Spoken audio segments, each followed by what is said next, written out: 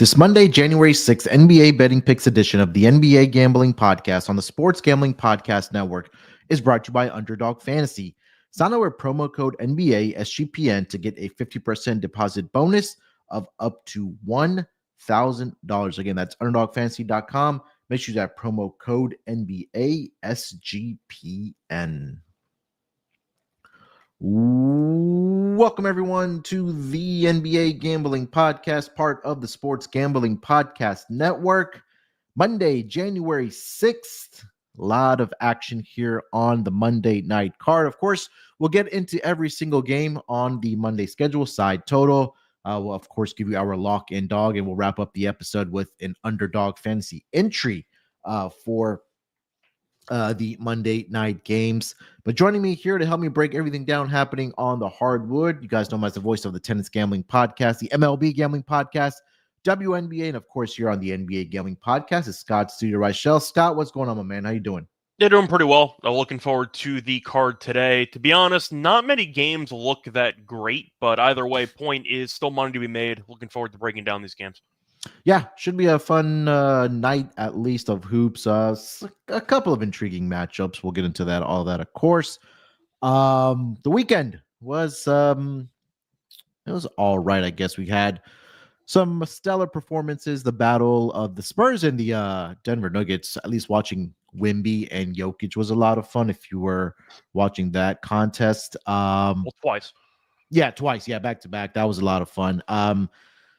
The Rockets-Lakers played last night. That was a fun matchup. Shout out to LeBron for getting us the victory last night when he was trying to call a timeout on the final play there. Didn't get the timeout. Fred VanVleet steals the inbounds pass. Rockets seal, I should say, the victory. 119-115. Other than that, everything else was pretty much a blowout. Double digits at least. Hornets did their best to keep it close. They lost the game by 10, 115, 105. And I'm not sure why we didn't have the Thunder and the Celtics in a late Sunday night game, or maybe even, I don't know, but the top two teams in the respective conferences, Thunder get the victory there, 105-92. Celtics score an entire 27 points in the second half there, Scott, after scoring 65, but Shea scores 33, and the Thunder have now won 15 games in a row. So that was something that a couple of games that caught my eye this past week. Anything that stood out to you? Yeah, I got to start off with the Celtics game, just because of the fact that it potentially was a finals preview, maybe. Point is, though, the Thunder do what the Thunder do, which is flip a switch in a random quarter and end the game in about 5 minutes. That's kind of what they do, and that actually is why I ended up cashing my dog play from Friday, because the Thunder, I actually had the Knicks halftime and Thunder full-time at plus 550 in that game on Friday, and that got there because the Thunder exploded in the fourth quarter. They dominated the game. They've won 15 in a row, kinda. They did lose the NBA Cup final, which just doesn't count as an actual game, so I don't want to factor that in. But point is, though, the Thunder, as a reminder, still have about 800 draft picks. They still have Chet, who's waiting in the wings to come back, and they might make some trades. So the Thunder are really, really good at basketball. Let's put it that way. Now, for the finals, that could be the matchup we end up getting. We'll see. Boston, I don't think it's looked nearly as good as it did last year. You could argue that they're playing with their food and they're kind of just waiting for the playoffs. Maybe injuries are playing a factor, but offensively down the stretch, they were just awful the entire fourth quarter. They scored 12 points, and that was a pretty ugly showing by them. Shea took over for a couple of minutes, and then Dort had back-to-back threes that kind of iced the game there with a few minutes to go. Thunder, though, they look fantastic. Nothing else to really add, but just a reminder, Chet is still waiting to come back. So the Thunder have done all this without arguably their second or third best player, which is still just insane to think about. As for MVP, I think now we are officially at the Joker versus Shea portion of the season. I think it was Giannis before, but then Giannis kind of sold his durability for winning an NBA Cup, and he's barely played since. So I think Shea has been amazing for the last couple of weeks. He's been amazing all year, a year plus at this point. But especially lately, he's been great against great competition. He was great last night at a double-double with 30-plus points. I mean, Joker had two insane stat lines against Wemby, so I got to factor that in too. But I feel like it's between those two guys right now for MVP. And the argument is how much you care about winning, because right now Denver, I believe, is in 4th. Mm-hmm. The Thunder will be the 1 seed in the Western Conference. They're just head and shoulders above every other team in the West in terms of talent and just based on, in my opinion, a cohesion with the roster right now. And Chet's going to come back to make the team even better. I think Joker's had a better year stats-wise. So you have a whole conversation about what you prefer. I would vote for Joker, but I think a lot of people will vote for Shea. So Shea's had a great year, and I'm not trying to dismiss it because he's been phenomenal. But I think those two guys right now have been top 2 players in the league. And if you want to talk about the argument people have against Tatum, not going to try to make one full game into a case here. I don't think there's any world Tatum's better player than Shea, just by winning a title. That's why a lot of people don't view Tatum in that same upper echelon of superstar player. It's because he didn't look like he was in the same ballpark as Shea last night. Is that fair? Yeah, 100%. The odds are reflecting that as well, right? You take a look what you mentioned with SGA and Joker for MVP. SGA right now -145, currently over on DraftKings, plus 130 for Nikola Jokic for MVP, and then there's a drop off then to Giannis at 12-1, and then Jason Tatum 20-1, and then down to Wemby at 75-1. So looks like it's just going to be a 2-horse race here for MVP, at least for the regular season, and rightfully so for everything that you did mention there, Scott, about how well these two guys are playing for their respective ball clubs. So I really can't make a counter argument for anybody really after that, especially at the level where those two guys are playing at. Before we do get into the games here for tonight, let me just remind everybody the NFL playoffs are here. Make sure you tune in to the Sports Gambling Podcast for all of your NFL picks and props for the NFL playoffs kicking off on Saturday. All right, Scott, let's get into it here, man. First game on the schedule, we'll go over to the Portland Trailblazers. They are in Detroit to take on the Pistons. Pistons are currently laying 6.5 points in this game with a total of 225.5 is the updated number. Looking at the injury report for both of these teams, start here with the Portland Trailblazers. Let me get to their injury reports here. Let's see. All right, so for Portland, DeAndre Ayton is officially probable on the injury report. Jeremy Grant and Matisse Thybulle are going to be out for the Blazers. And then for the Detroit Pistons, Cade is available. Of course, we know about Jaden Ivey. And then Asur Thompson also popped up questionable this morning on the injury report. He is dealing with an illness right now. Pistons laying 6.5 here at home, Scott, with a total of 225.5. What are your thoughts? Yeah, so Detroit's been pretty good lately. They have won 3 straight. They beat Orlando at home. Nice win there. Barely beat Charlotte. Charlotte stinks. So I'm not going to overreact too much to that one. And beat Minnesota and Ted 53, but they got their asses kicked anyway. So Detroit's been better. They're actually 1 game under 500. So Bickerstaff's done a great job with this team. For Portland, they've been bad, but they've been somewhat competitive lately. Did beat the Bucks over the weekend on the road and did end up losing to the Lakers by 8, but I believe they covered the spread in that game. They've been competitive. I think Detroit's going to win. Do I want to lay this with Detroit? Not really. I think this game actually might be close. I don't mind Detroit 1-10. If I had to go for an actual value play here, Detroit 1-10 is at around plus 180. I like the price on that. Then the game might be close. Maybe Cade carries the team. I think he had 40 plus against Ant over the weekend, but I just think that 6.5 is a number that I still don't feel that comfortable laying with Detroit. Portland's been good enough to kind of hang around against teams that I think that they could beat. They tend to fall short, but I think they tend to lose in heartbreaking fashion, where things go poorly for them in the final 3 minutes and they lose the game. So I think Portland keeps this competitive, but I'm going to pick Detroit to win at home. Give me Detroit 1-10 at plus 180. Yeah, Portland coming off that victory against the Bucks where they were a 12-point underdog, 105-102 victory there for Portland. The thing about Detroit is that they are coming, this is the 4th game in 6 nights for Detroit, 3rd game in 4 nights. So maybe some fatigue that will be there for this Detroit Pistons team. And you mentioned it, right? For this Detroit Pistons team, as a home favorite this season, this is the 7th time they'll be favored. They're just 1-5 ATS as a home favorite thus far this season. I agree with you. I like the Blazers in this spot here. I think they can keep this competitive. Usually if the Blazers are going to lose a game, it's been by margin. They lost by 8 to the Lakers, but then lost by 22 to the Sixers, 24 to the Mavericks, 20 to the San Antonio Spurs. But when they're winning games, it's by slightest of margins as well. 3-point victory against, like we mentioned, against the Bucks, 4 points against the Mavericks, 2 against the Jazz, 2 against the Denver Nuggets a couple weeks ago. So I do think that they can keep this competitive. If you like them to win outright in this game, I mean, it's a nice plus price at plus 205 there. So I'm with you on Portland plus the 6.5 here against the Detroit Pistons. Anything for the total, Scott? For the total, it's a bit tricky because Detroit's offense really just solely relies on Cade carrying the entire unit. So if you think Cade is a good matchup, then you probably want to consider the over. Portland defensively has actually been okay lately. Held Milwaukee to 102. Lakers scored 114, but they only scored 106, and they only scored 103 against Philly. It's pretty tricky. I think I'd go under, but I'm probably not going to bet the total. I don't see much value on it, but I think that 225.5 feels a bit high to me. Sure. I see it landing somewhere in the 2 teens, but I'm probably not going to bet the total. Yeah, I didn't have much for the total here. I didn't have a really feel for the total. Because if I like the over, I'd rather just take Cade props because he's going to have to carry the entire offense. Exactly, yeah.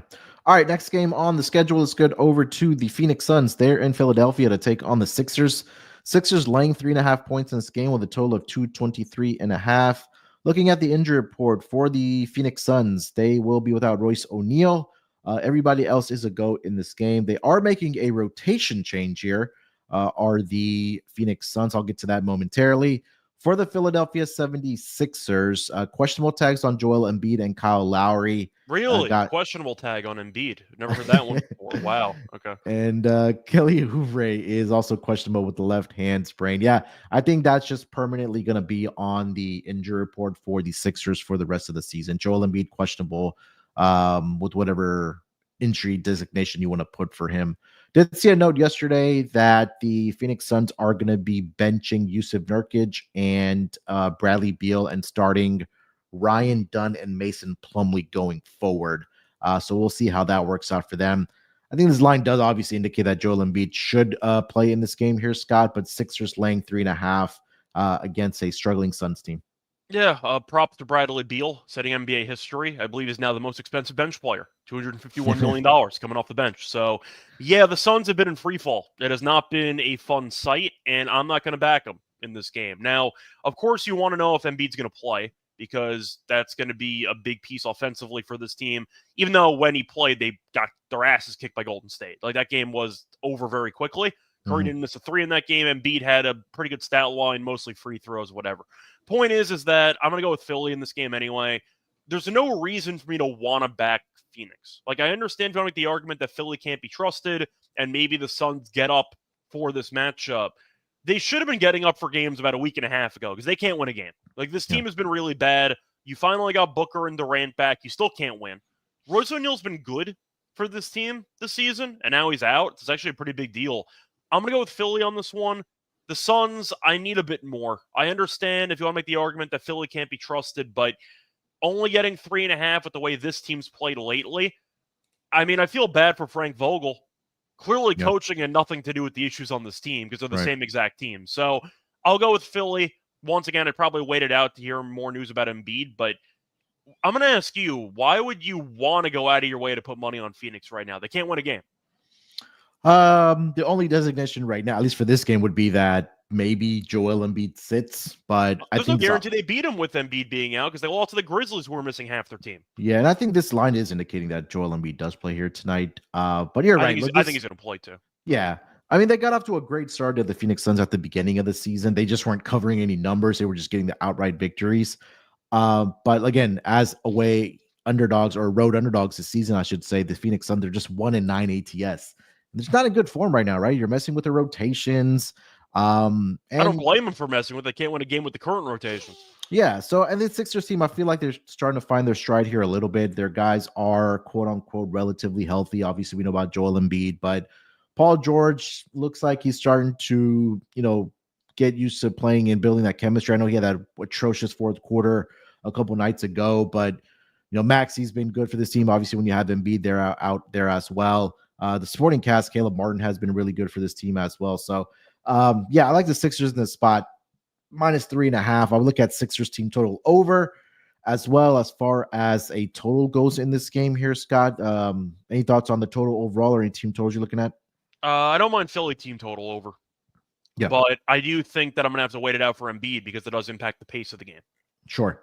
So, yeah, if Embiid does end up playing in this game, I would look at his props as well. I don't think Mason Plumlee, even Yusuf Nurkic can really guard him, but it should, if he does play, this should be a big game for Joel Embiid, as he has been at least filling up the box score over the past couple games for the Philadelphia 76ers. Anything else for Sun Sixers?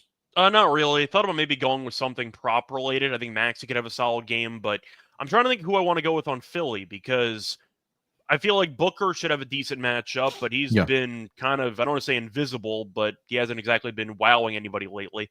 Durant's been solid, but, you know, he hasn't been healthy enough. That's the main problem. But I was trying to think of any potential value here. I thought about maybe going Plumlee unders, actually, because I just expect foul trouble for him the entire game, trying to deal with Embiid. Good point. But, for the most part, nothing really, unless you want to make a case for done threes or somebody filling in for Royce O'Neal in the starting lineup, because somebody's going to have to shoot. So maybe if you want to go for Dunn, if you want to go for a Phoenix bench player, you have some options. Yeah, Dunn over the past couple games here, 13 points, 8 points, 15. He's made at least 1, 3, and 4 straight or 5 straight games. He did have 2 against the Memphis Grizzlies, but he is also going to be getting the minutes here because he's kind of fitting into that 3-and-D type of role here for the Phoenix Suns. So we'll definitely keep an eye out for that for sure. All right, before we do get over to the next game on the schedule here for tonight, let me tell everyone about our good friends over at DraftKings. Hey, playoffs, we're talking about playoffs. You bet we are. Get in on the action at DraftKings Sportsbook, an official sports betting partner of the NFL. Scoring touchdowns is key to winning in the playoffs, and you can score big by betting on them at DraftKings, the number one place to bet touchdowns. If you're ready to place your first bet, try betting on something simple like a player to score 6. Go to DraftKings Sportsbook app and make your pick.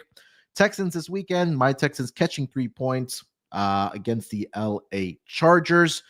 Keep in mind that lines and odds are subject to change. New DraftKings customers can bet $5 to get $200 in bonus bets instantly. So download the DraftKings Sportsbook app and use code SGP. That's code SGP for new customers to get $200 in bonus bets instantly when you bet just $5 only on DraftKings Sportsbook. The crown is yours. Gambling problem? Call 1-800-GAMBLER. In New York, call 877-8-HOPENY or text HOPENY 467-369. In Connecticut, help is available for problem gambling. Call 888-789-7777 or visit ccpg.org. Please play responsibly. On behalf of Boot Hill Casino and Resort in Kansas, 21 and over. Age and eligibility varies by jurisdiction. Void in Ontario. Bonus bets expire 168 hours after issuance. For additional terms and responsible gaming resources, see dkng.co/audio. All right, let's get over to the next game on the schedule. We'll go over to the Indiana Pacers. They are in Brooklyn to take on the Nets. Indiana currently laying 10 points in this game with a total of 223 here. Looking at the injury report for both of these teams, start here with the Indiana Pacers. Pretty straightforward. Isaiah Jackson and Aaron Nesmith, and of course, James Wiseman all on the injury report. For the Brooklyn Nets, players that are out: Bojan Bogdanovic, Cam Johnson, Maxwell Lewis, of course, the Anthony Milton, Cam Thomas, and Trendon Watford are all out. And then we have questionable tags on D'Angelo Russell. He left the game against the Sixers with a shin injury. And then Ben Simmons is also questionable with, of course, a lower back injury management / left calf soreness. Pacers laying 10 points here on the road against, Brooklyn Nets here. Scott, what are your thoughts on this matchup? Yeah, it was 8.5 last night. Not surprised it went up to 10. The Nets are going to be rolling out a G League team. D'Lo might play. He hurt his shin. I know he had a cramping issue at the end of that Milwaukee game, so he's kind of been physically, I'd say, banged up recently. I would not be surprised if Russell sat in the game tonight. So they don't have any players because Cam Thomas came back and immediately got hurt again. So I think I got to go Indiana. Like, I don't feel great about it. I think Indiana makes sense if you want to go wire to wire. Now, that is tricky because Indiana's not been a great first half team this season, and they do have to lead after every quarter.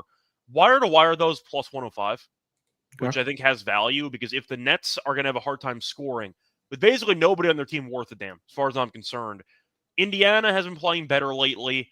Even on the road, they've been good. So I think Indiana, once again, is starting to find the right overall, I'd say, form. Indiana has won 3 of their last 4, beat the Celtics on the road, beat the Heat, beat the Suns. We're beating the Bucks for most of the way through, then kind of fell apart. So they've been playing better. I would go Indy wire to wire for value. Unfortunately, halftime, full time was like minus 170, minus 180. So I kind of got priced out of it, but I'll go wire to wire. The Nets roster is really, really bad for this game. And we saw them get smacked their last time out by Philly by about 30. I think Indiana kind of dominates this game, or at least they should, because they are the better team here by a wide margin. Give me the Pacers wire to wire plus 105. Yeah, in-season revenge here is for the Pacers as well. The Brooklyn Nets went into Indiana earlier this season, of course, with a completely different roster and beat them outright as a 3-point underdog in that game. But we talked about it when they made that trade.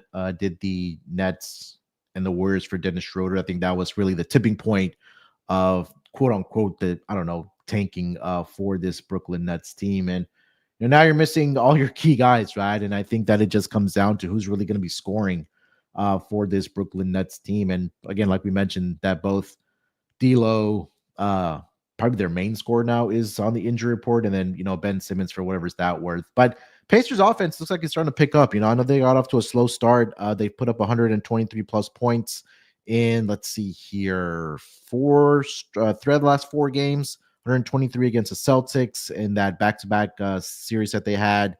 They put up 128 against Miami, 128 against Phoenix. So I think this should be a comfortable victory here for the Pacers. Like Scott mentioned, open at 8.5. I did see that last night as well. Now up to 10. So and also the 4th game in 6 nights as well for the Brooklyn Nets. So yeah, I'm all over the Pacers here as well. Anything else? You got anything for the total? For the total in this game, it's tricky because the Nets can't score. I'd rather just go with Indiana team total over, Nets team total under. This game could really turn into a rout. Yeah, I think so too. All right, next game on the schedule, we'll go with the Orlando Magic. They are in Madison Square Garden to take on the New York Knicks. Line hovering between 12 to 12.5 now. Looks like some money coming in on the New York Knicks here. Total has stayed steady at 210. Injury report, Orlando did play yesterday. I believe that was against the Utah Jazz. So there you get that extra time to submit that injury report. For the New York Knicks, they have a questionable tag on Miles McBride and Karl Anthony Towns as well. Jalen Brunson is probable with this, or for this game. He's been dealing with that right calf tightness, but he's been out there for this New York Knicks team. Orlando, I know Jalen Suggs is out. Obviously, we know Paulo Banchero, Mo Wagner, and Franz Wagner are all out. I think they've lost Mo Wagner for the season, of course, but still waiting to get their top 2 guys back here. So it'll be tough for them going up against the New York Knicks here. But what are your thoughts on this matchup? Now it's top 3 guys, to be clear. But yeah, top 3 guys now. Yeah. So kind of similar to the situation with the Nets here, but as far as availability goes here. But Scott, what are your thoughts on the spread? Yeah, I'm just going to go with the Knicks. Of course, you want Cat to play because rebounding-wise, he's been a monster this season, but the Knicks have owned this team. They've played 3 times. The Knicks are 3-0, and the Knicks have won 2 of the 3 meetings by at least 15 points. They have smacked the crap out of this team repeatedly. Orlando can't score. Orlando scored less than 107 in all 3 meetings. They've scored less than 92 in each of the last 2 meetings. The Knicks are also off a really bad loss to the Bulls, where they ended up having a war against the Thunder, came back out, got destroyed by Chicago in a letdown spot. I think they get back up for this game. You want Cat to play, but when you've scored less than 92 points in each of the last 2 head-to-head meetings and you're missing your top 3 guys, you got problems. I'll go with the Knicks minus 12.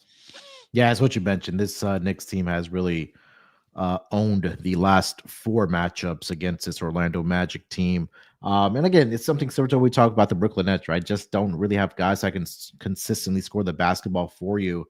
Also saw that Anthony Black is going to be out for this game as well. Jalen Suggs is out. So I would look at an Orlando team total under, obviously. It would be the Knicks first half for me here as well.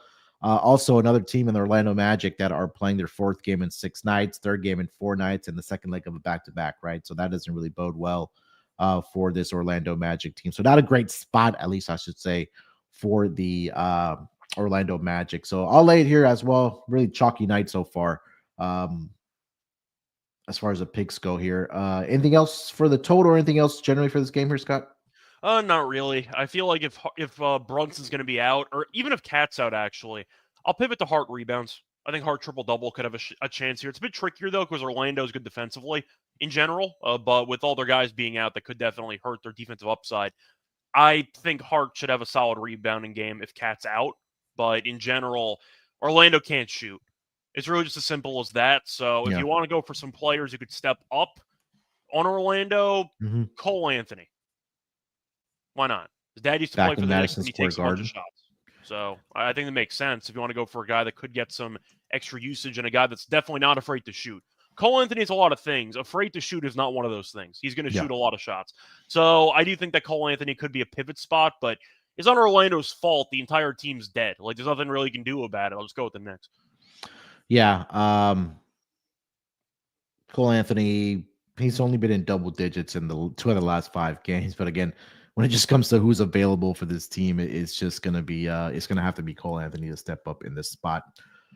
All right, next game on the schedule, we'll go over to the Milwaukee Bucks. They are in Toronto to take on the Raptors. Bucks currently laying 7.5 in this game with a total of 231.5. Looking at the injury report, I'll start here with the Milwaukee Bucks. Giannis is probable for tonight, as well as Chris Middleton. And then guys that are out are guys who are on G League assignment. And then Andre Jackson Jr. is questionable. He's dealing with an illness.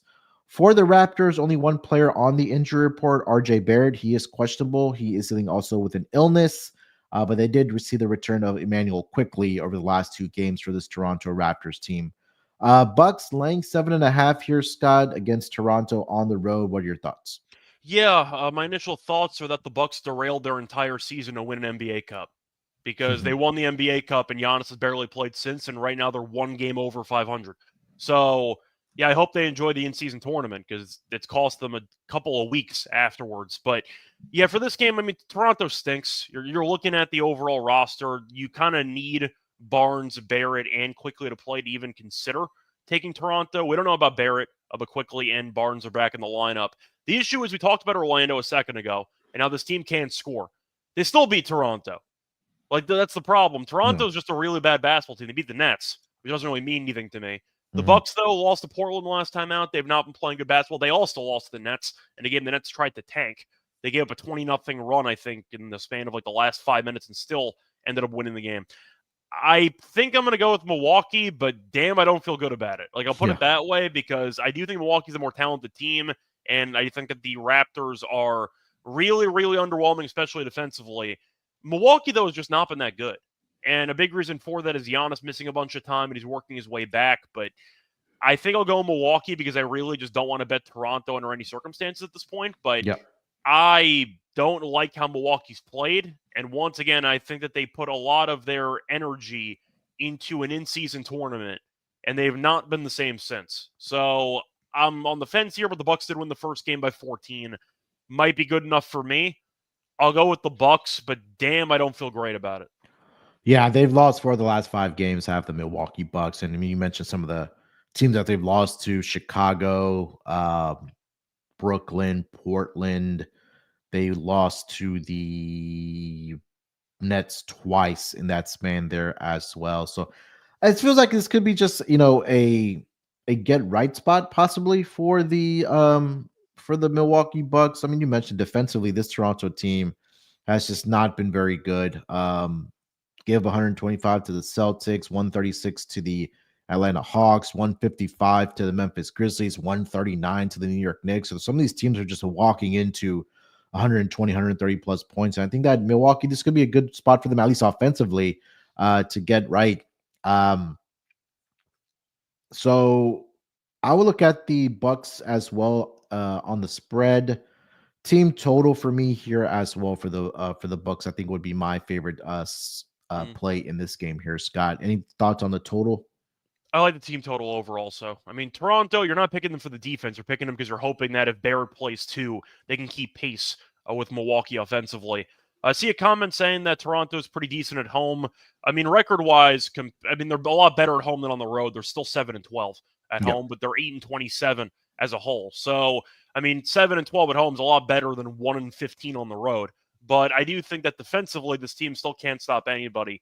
And Milwaukee, I think, is in line for a pretty good game here. Giving up 106 to Orlando, missing their entire team, is still not exactly a great defensive performance.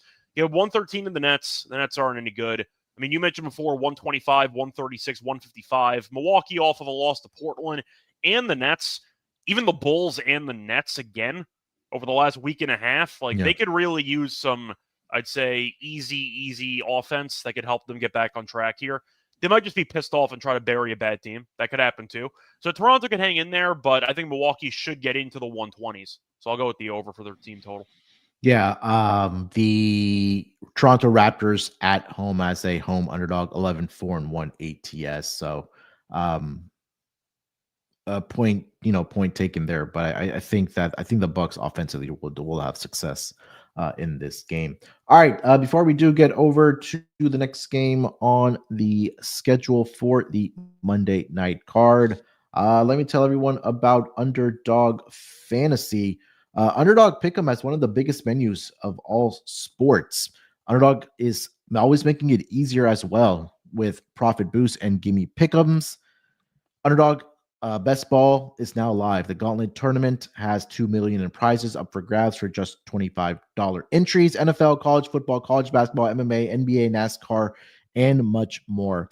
And you can now use specials and boosts on all flex entries. So sign up with promo code NBA SGPN for your special pick and a first-time deposit offer up to $1,000 in bonus cash. That's UnderdogFantasy.com. Make sure that promo code NBA SGPN. All right, Scott, let's keep it rolling here. Next game on the board, we'll go with the San Antonio Spurs. They are going to be visiting the Chicago Bulls. Spurs currently laying 3 points in this game with a total of 236.5. Looking at the injury report for both of these teams, I'll start here with the road team. Back to the injury report. Spurs are, where are these Spurs? Golly, where'd they go? Let me refresh the page. Oh, there we go. All right. So for the Spurs, pretty clean injury report. Everybody is a go in this game.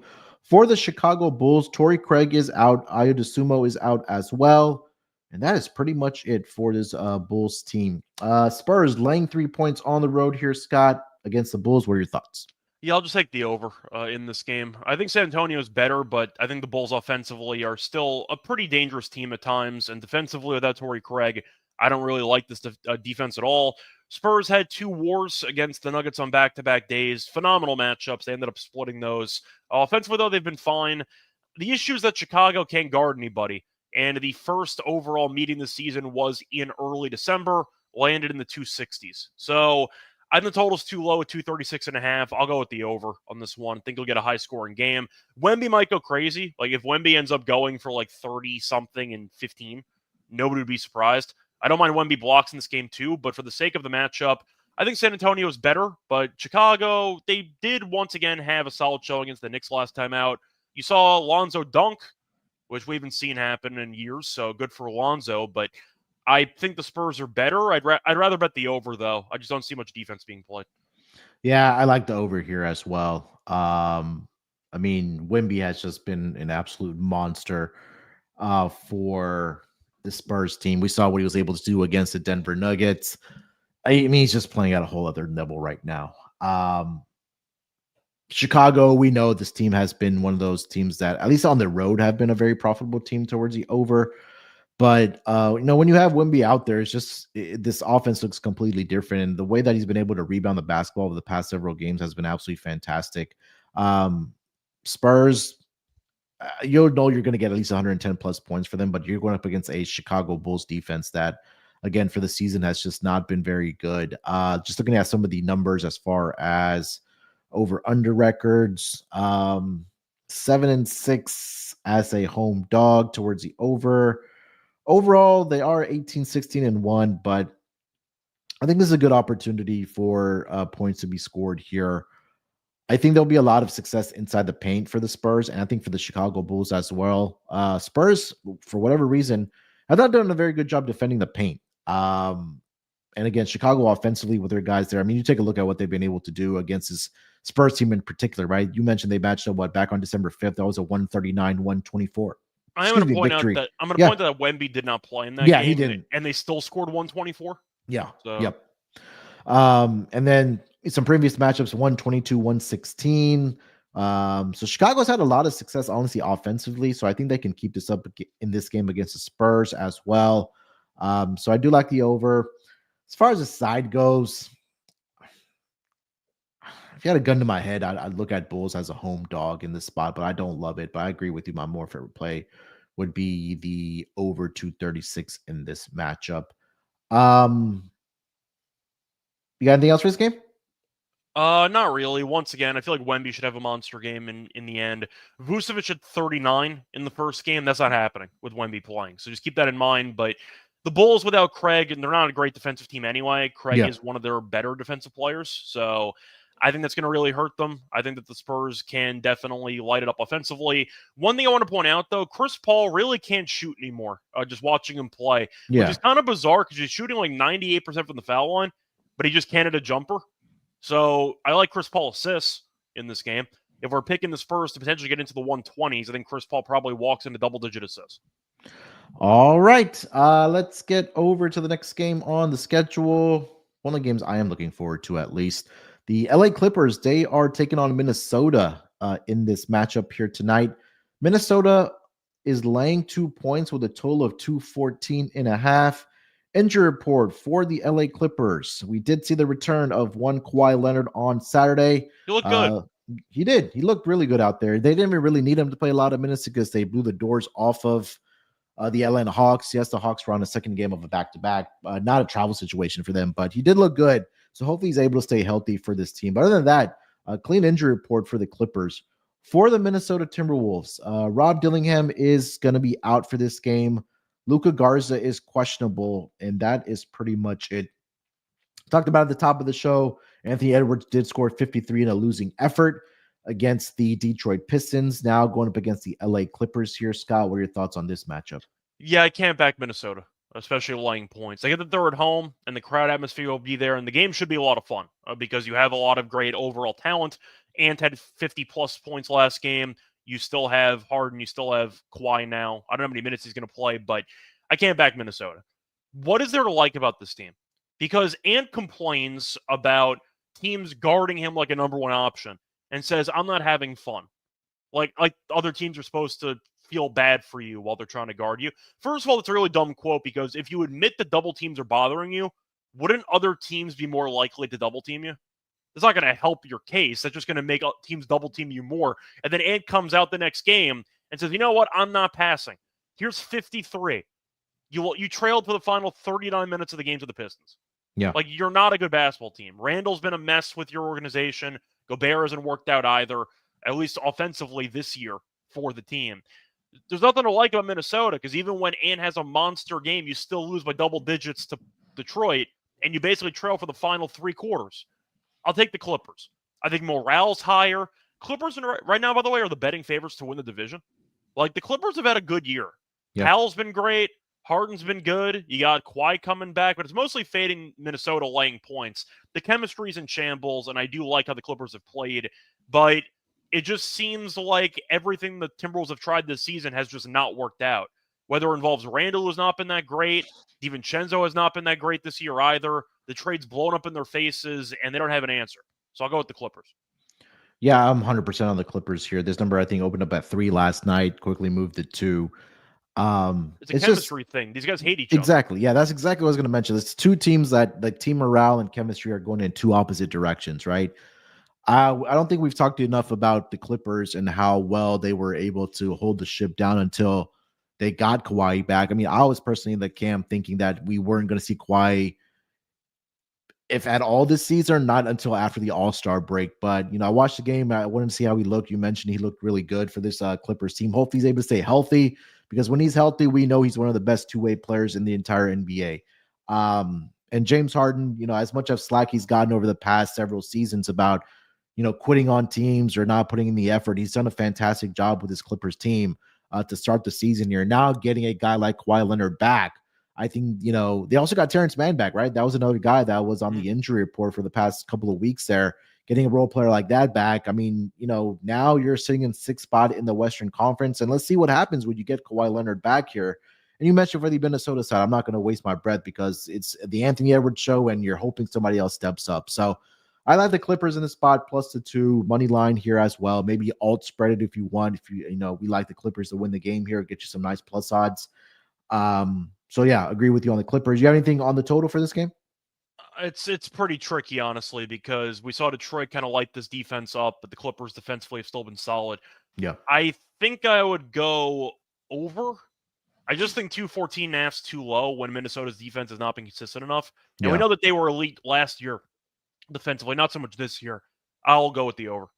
Yeah, I think over or like Clippers team total over would be the look here for me. Minnesota, as great as we thought they were going to be defensively, they just haven't really been that team that we thought they were going to be, at least on the defensive side of the basketball. So that's the way I would look at it in this game. All right, next game on the board, we'll go with the Dallas Cowboys, Dallas Mavericks. Your season's over. The Mavericks are still playing. Yeah, Dallas Mavericks, they are in Memphis to take on the Grizzlies. The Grizzlies are laying 5 points in this game with a total of 232. Injury report, I'll start here with the Dallas Mavericks. Let's see. They are going to be obviously without Luka. Kyrie Irving is also out for this game as he deals with the shoulder injury. And now he's a back injury there as well. That is pretty much it. So your top 2 guys out for the Dallas Mavericks. For the Memphis Grizzlies, all right, here we go. Guys that are officially out. Santi Aldama, Gigi Jackson, Luke Kennard, Ja Morant, Marcus Smart, Vince Williams Jr.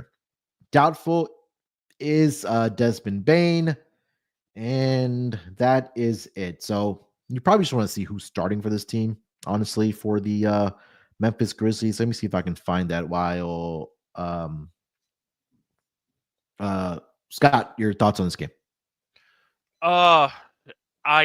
It's really tough because both teams are very banged up. Now, Memphis at home is very dangerous, and Dallas without, once again, Kyrie and Luka can't really score. So I think I'm going to go Memphis because they're 14-4 at home, but I don't feel like great about it. I see a 4.5 available if you want to take Memphis there on ESPN bet. I mean, they don't have really any players, but they've been winning games anyway. So they lost to Golden State by 8. They lost to Sacramento by 5. They were able to score a decent amount of points, though. Scored 133 against Sacramento. Scored 113 against Golden State. They were able to beat Phoenix. They lost to Oklahoma City, but everybody's lost to Oklahoma City. Dallas has fallen apart. They've lost 4 straight, and Kyrie's going to be out in this game. They've lost 3 straight by 10-plus points.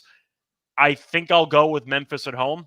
Am I going to bet this game? Probably not. But I'll tell you what, if you want to go for some potential long shot props, this is probably the game for you because you have a bunch of guys who are going to be put into bigger roles. If you pick the right guy, you might get some very nice prices. But I think I'll go with Memphis at home. I mean, you're looking at Dallas and what they need. They need Dinwiddie to have a great game. You need Clay to show up for once. You just have a lot of question marks on that offense where Memphis, despite once again having a lot of, I say, bench players that have to start now because of all the injuries, they've been able to score.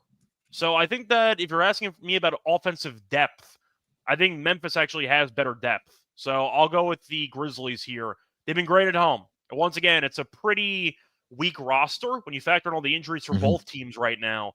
But Dallas is going through it and not in a good way. I'll just keep fading them. Give me the Grizzlies at home -5. Yeah, Mavericks were a team that were really good. I mean, they were in pretty good form before the Luka injury. Now you're missing Kyrie there as well. I think you nailed it when you mentioned that the scoring depth is a lot better for this Memphis Grizzlies team. And I know that Jaren Jackson Jr. is going to jack up 20 some odd shots in this game. Obviously, with half of the roster or more than half of the roster and their top guys missing in this game, he's had 23 plus points in 4 of the last 5 games, 28 plus in 3 of the last 5. So I know the volume is going to be there for a guy like Jaren Jackson Jr. I think Scottie Pippen Jr., if you want to look at his PRA or RA, I know his assists have been pretty good there as well. I think he's got a double-double draw in this game, personally. Yeah, and he's hit at least 2, at least three 3-pointers in throughout the last 5 games and in back-to-back games as well. Defensively, they have been struggling. They've given up 121 and 138 over the last 2 games there, Scott. But yeah, I think Memphis team total over would be the look here for me. Gun to my head, I would lay it with the Grizzlies here. And you mentioned that they've been really, really good at home. Anything else for this game? Yeah, for the sake of a total, I'm not taking Yeah. unders in Grizzlies games. No. That's just not going to happen. So it's either over or pass for me. Yeah, Jamrock Kicks mentioning that Triple J's points line is at 28.5. It's just he's gonna have to be out there that because again, half of this team or more than half of this team is injured, and he's gonna get the shot volume. He did have a 44-point game. I want to say it was last season against this Dallas Mavericks team. So maybe you'll be able to find some value on some other guys in this matchup here for the Memphis Grizzlies against the Dallas Mavericks. Jalen Wells has been actually really good for this Memphis Grizzlies team as well. So if you want to look at him, I think that would be a good pivot. All right, next game on the schedule. I believe this is the last game of the night. We've got the Miami Heat. They are in Sacramento to take on the Kings. Kings are currently laying 3.5 points here at home with a total of 223. Injury report for both these teams. For the Miami Heat, they, of course, are without Jimmy Butler. Josh Richardson is doubtful for this game. Nikola Jovic is available for the Heat, and then Haywood Highsmith is questionable. So out Jimmy Butler, doubtful Josh Richardson, questionable Haywood Highsmith, available Nikola Jovic. Sacramento did play last night on Sunday as they blew the doors off of the Golden State Warriors. Just trying to see the score here. 129. Yeah, 129-99. Just kind of see what the minutes distribution here was. Only one start, or sorry, two starters played more than 30 minutes last night. DeMar DeRozan 31, Sabonis played 30. I'm pretty sure none of those guys really played in that fourth quarter. So don't expect a lot of guys to sit here tonight. But Sacramento laying 3.5 here, Scott. I mean, this Miami team, I don't know what to do with it right now. Well, the funny part about Miami is that as bad as things have gone for them, they're only 2 games out of first place because their division's absolutely terrible. So they still got a playoff shot there. For the matchup, though, props to Doug Christie, who took over a pretty weird spot where people thought that Mike Brown was used as a scapegoat. Whether or not that's true or not, the point is he's done a pretty good job filling in. The Kings haven't played great competition. Ended up beating Dallas with no Luka and no Kyrie. Beat Philly. Philly's been kind of a mess this year. I don't believe Embiid played in that game. Beat Memphis, who's missing half the roster, and they beat Golden State. So yes, they haven't played many good teams. Then again, you could put the Heat in that same category because they're not good either. So the Kings have won the games they needed to win. Fox actually, I don't believe, even played in the game against Golden State yesterday, and they still won by 30. Yeah, the Heat, their last game, they sent Jimmy Butler aside, and you're like, okay, fine, we'll see what happens. But they lost to the Pacers by 13, and then they tell Butler get lost, and then they lost at home to Utah by 36 points. Now, this is a good spot in history, I'd say historically speaking, for Spo to kind of get his team back on track here. I can't back Miami. It's the kind of the same spot that we talked about for the Timberwolves, where you're just looking at the way the team's constructed right now and the chemistry, and it's just not there. And It feels like with all of the drama and all of the distractions that are present within the organization, I don't want to go near this Heat team. Are the Kings good? No. Can they score? Yes, they can. Has Christie done a good job of keeping the team from fully collapsing? Yes, he has. So based on that, I'll take the Kings at home. They've not been a great home team this year. They're 9-12. I'm aware of it. They've not been lighting the beam too much this season. But when you give up 136 to Utah and you lose back-to-back home games to Indiana and Utah while giving up 260-plus combined points, I'm not going to back you. The Kings could score 130 in this game because the Heat defensively have completely cratered. I'll go with the Kings. Yes, they're on a back-to-back. They got the coast, though. They're up 30, and Fox didn't play yesterday, so maybe you'll end up playing this night in the back-to-back. Give me the Kings. The Heat, I really just can't back right now based on everything that's going on in the organization. Yeah, 100% agree with that. I mean, this team right now for the Miami Heat, it was telling what you mentioned about that Utah Jazz game because they were almost close to down 45 to 50 points in that game, if I'm not mistaken. Yeah. But you think after Butler was a distraction. Like if you send him aside, the main purpose is you want to keep your team focused. Yeah. He's preventing other players from, I'd say, playing the game Right. instead of focusing on all the sideshow press conference drama. So you send Butler aside for an undisclosed amount of time. And you figure, all right, great. So he wasn't contributing on the court anyway because I thought he was punting games, whether you agree or not. I thought he just didn't want to be there. And now you say, all right, we're going to go through with our guys. And you get run out by Utah by 30-plus points. Probably not a good sign. So I don't know if they're going to fully implode because, once again, they were only 2 games back of the Magic for first place in the division. But it's just not working right now. And the Kings, who fired their coach, have shown some signs of life. Against weak competition, yes, but at least they've won 4 games in a row, which is a sign of potential growth for this team. A very low bar, but still a sign of growth. I'll take the team that I think has better chemistry right now at home. So that's my thoughts. Yeah. Agree with what you're saying. It's just a distraction, right? I mean, when your quote unquote best player wants out, I mean, I'm sure he has his reasons why they really haven't constructed a roster around him. This was 6 seasons that he was with the Miami Heat, led them to 2 NBA final appearances. One was in the bubble, obviously, a couple years ago against the Denver Nuggets. But, we talked a lot about it throughout the years, right? That every time a big marquee free agent / star player was available via trade, like Miami Heat, the team name would always be in that conversation. But they just never pulled the trigger to get any of those guys there. The latest one I think was Dame, right? When he was available from Portland. But with all that being said, I think Sacramento is a side here for me until I see some improvement from this Miami Heat team, or until they figure out what they do with Jimmy Butler. Obviously, I think he's played his last game as a member of the Miami Heat. But with all that being said, give me the Sacramento Kings here -3.5. Anything for the total, Scott? Over. Give up 130-plus points to Utah at home. I'm not taking an under. Yeah.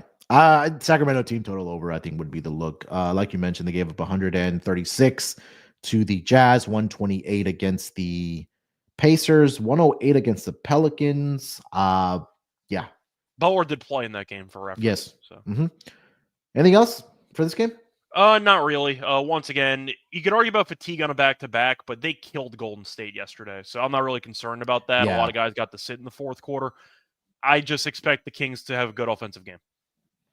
All right, that is the last game of the evening for the Monday night card. We'll get into our lock and dog and, of course, our Underdog Fantasy entry here for tonight. You want to lead us off, Scott, with your lock and dog? Sure. So for my lock on the show, I actually think I am going to go to the last game that we talked about. I just want to quickly see what the line is because I am tempted by that team total for Sacramento. According to some people, Fox props are listed, so he might end up playing in this game. But the Kings team total I still think is too low. It's at 112.5 at -112 on DraftKings. Sure. Like they had 111 in the first meeting of the season. That was a couple of months ago. And they scored 22 in the first quarter. Still got to 111 in Miami. But the last couple games, they scored 129 against Golden State yesterday, 138 against Memphis, 113 against the Sixers, 110 against Dallas, 122 against the Lakers, 113 against the Pistons. So the point is, even games they've lost, they've actually put up some points. And the Heat just gave up 260-plus combined points at home to the Pacers and Utah. And Fox might play tonight. So I like the team total over for Sacramento as my lock at -112 for the over 112.5. Think that total is a bit too low based on Miami's current form and based on Sacramento kind of, I'd say, figuring out the offense again. Monk was great yesterday. I think he had a double-double pretty quickly in that game, actually, with no Fox. So I like how they're playing. I'll go with the Kings team total over as my lock on the show. For my dog, quickly trying to see if there's a prop that I want to go with for this game. I might do an alt line on the Clippers, to be honest, but I just want to see if there's any props I'm tempted by first. I don't think I'm going to be, so I think I am just going to go with the alt spread here for the Clippers. I could go with the Sixers potentially, but I'm not going to go for an alt there. Pacers, wire to wire is not a big enough plus money price. The Knicks could kill Orlando. I don't see much value unless I take a serious alt spread and I pick them to win by about 20. I'd rather go with the Clippers because they're actually getting 2.5, so I can get a pretty good price for a small spread. I'll go with the Clippers -2.5 at +150 on BetMGM. I understand the argument. Minnesota's at home. It's kind of a must-win game for a team in free fall. They've been having chemistry issues all year. And anytime they figure it out for about 2 games, and they immediately go back to where they started. The Clippers, though, have had good chemistry. They've been playing good basketball, and Kawhi is back, which is going to boost morale pretty heavily for this locker room. I'm going to go with the Clippers minus 2.5 as an alt spread at plus 150 as my dog. All righty. For my lock, I will go. I was going to say Sixers, but that line just came down half a point for whatever reason. I think it might just be the Pacers team total over for here or for tonight, or even laying it with them. But their offense has been playing really well. Like I mentioned, when we handicapped the game for the Indiana Pacers, this number opened about 8.5, so I don't want to give it out at minus 10, but I do think they can have success on the offensive side here. So I'll go with their team total over, trying to get that number. Give me 1 second here. Should be around 160.5 currently over on DraftKings. I think they could get it to 120 here. Hallie has been starting to look like he's rounding into form here, and they're just healthy, right? And I think that they can, take advantage in this matchup against the Brooklyn Nets here. So I'll go with the Pacers team total over 116.5. For my dog, I did like the Clippers as well, but having the same dog pick doesn't bode well always. So do I go like Sacramento by like 10 plus? I think they can. They're also on a back-to-back. That's a part that also makes me nervous. Let me take a look at what the Wemby rebounds, because he's just been an absolute monster rebounding the basketball. All right, so Wemby rebounds, it's at 12.5, but again, I think that with the pace that we're expecting in this game and the number of shot attempts to be put up, I think there would definitely be opportunities for those rebounds in this game. Let me just scroll down here. So 13 plus starts at plus 105, 14 plus is at plus 165, then 15 plus is at plus 250 for Wemby. So if you want to start your ladder at 13 plus rebounds currently over on DraftKings for Wemby, I think that this could be a big game for him.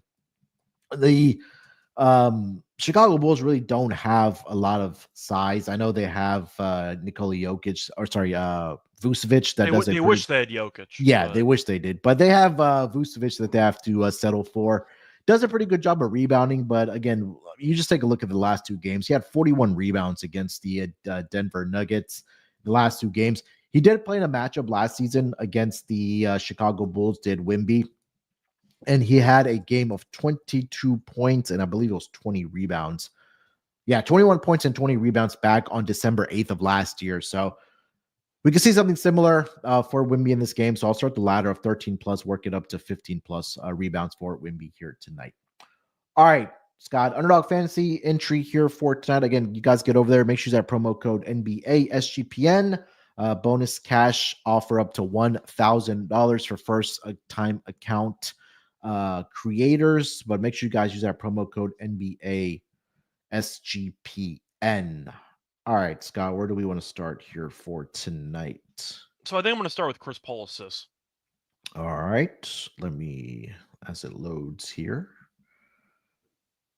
Chris Paul assists are sitting at 8.5. It is spicy, so we'll go with that. What else do we like here for tonight? Do we want to go like Cade? We can if you want to, unless you want to try to pivot to somebody else. So I probably want somebody in that Kings game, but it's going to be important to know if Fox plays or not. So that's a bit tricky. His props are available. Okay. At least on DraftKings. They also have it on Underdog. His points are at 24.5. Assists are, I mean, they have his available if you want to go there or if you want to go somewhere else. I'm thinking of do we think Towns is guaranteed to play? Because I don't mind going for Hart rebounds if we think he's going to be sitting. If there was a game to sit him, I think it would be here tonight. But I think that the amount of bricks that Orlando puts up, that I still think that those guys can get double-digit rebounds. He is at 9.5. I don't hate it for Hart. Yeah, I mean, he can get there anyway. Yeah. All right, so we'll throw that one in there as well, and then let's do one more. Do you want to go Wells? Yeah, I think it's a good opportunity for Wells. I mean, the total's high and Memphis is favored, so somebody's going to have to score. Yeah, so I'm not comfortable with Jaren Jackson at 28.5. It's too high. Even though, I understand it, but it's too high. Yeah. Let me see if they have Wells. Yeah, it's either between Wells or Scottie Pippen Jr. But we can go Wells. He's at 15.5. It's at 0.92, but that gets us close to 6x. All right, so our Underdog Fantasy entry here for the Monday night card in the NBA. We'll go Chris Paul higher, 8.5 assists.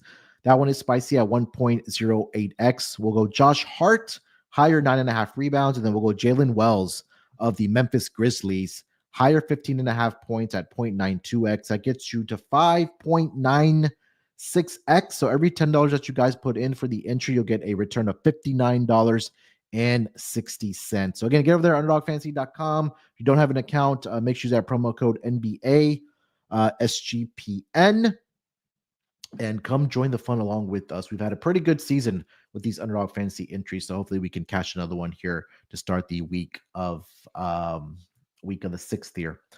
All right, and that's going to do it here for this edition of the NBA Gambling Podcast. Got anything else you want to mention before we get out of here? Yes. I don't remember what day I'm back on this show, but I'll be back at some point this week.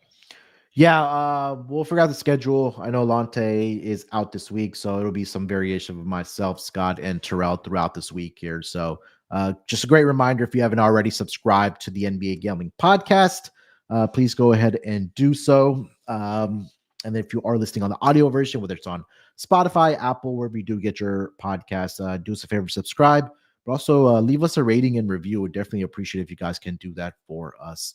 All right, we'll be back same time, same place tomorrow in some form or fashion. So look out for us then. Make sure you guys follow Scott over on the Twitter machine at Reichel Radio.